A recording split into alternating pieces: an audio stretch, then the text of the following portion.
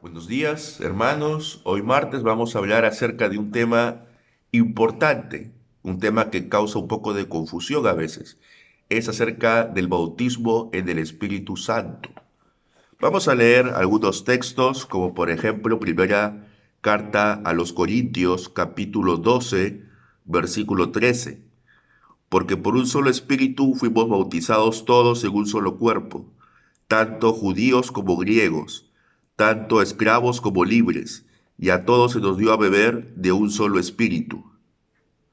Entonces, por el espíritu todos hemos sido insertados en el cuerpo de Cristo. Juan el Bautista dice en Mateo capítulo 3, versículo 11, yo a la verdad los bautizo en agua para arrepentimiento, pero el que viene después de mí, cuyo calzado no soy digno de llevar, es más poderoso que yo. Él les bautizará en el Espíritu Santo y fuego. Entonces, ¿qué es el bautismo en el Espíritu Santo?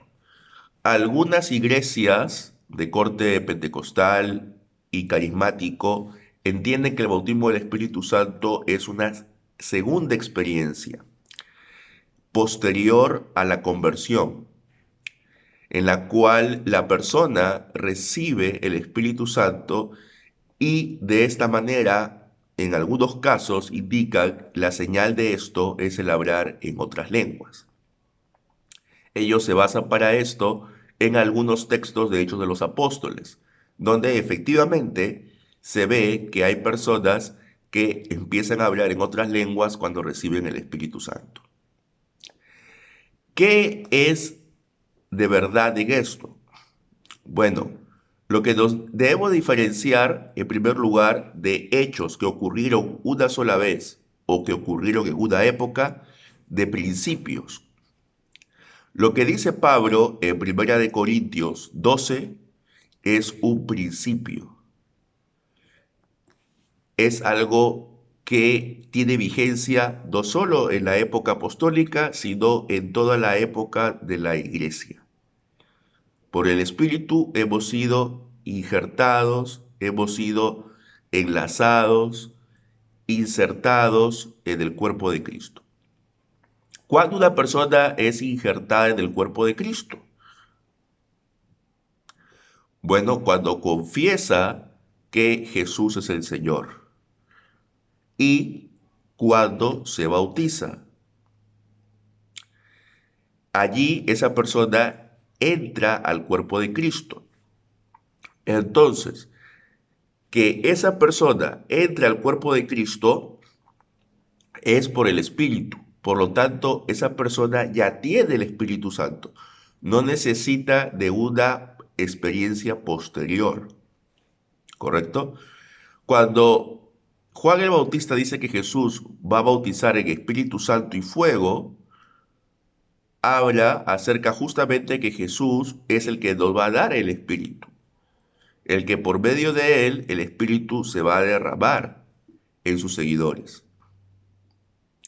Entonces, ¿esto cuándo ocurre? Cuando nosotros somos seguidores de Cristo. ¿Y cuándo ocurre esto? Cuando lo confesamos como nuestro Señor. Entonces, decir que el bautismo del Espíritu Santo es una experiencia posterior que nosotros debemos anhelar y que debemos orar, clamar, ayudar por esto, no es correcto. Lo que se evidencia en Hechos de los Apóstoles son narraciones. Son narraciones de hechos que ocurrieron en esa época, pero que no tienen necesariamente vigencia, que no son un modelo a seguir en cada experiencia.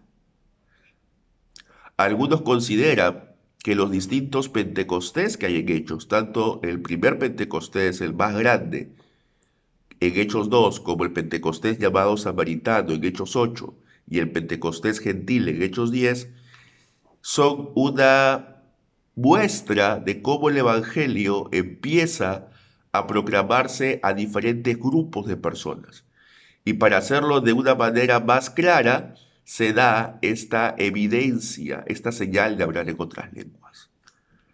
Pero eso no significa que cada vez que una persona llegue a Cristo, tiene que hablar en lenguas. No significa que cada vez que una persona recibe el Espíritu Santo, tiene que hablar en lenguas. Entonces, no hagamos de sucesos que ocurrieron efectivamente en la época apostólica, no los hagamos modelos a seguir para toda la época de la iglesia. El bautismo del Espíritu Santo se da en el momento en que la persona es regenerada. En el momento en que el Espíritu Santo entra a morar en la persona. Y subsecuente a eso, si la persona no ha sido bautizada aún, se bautiza.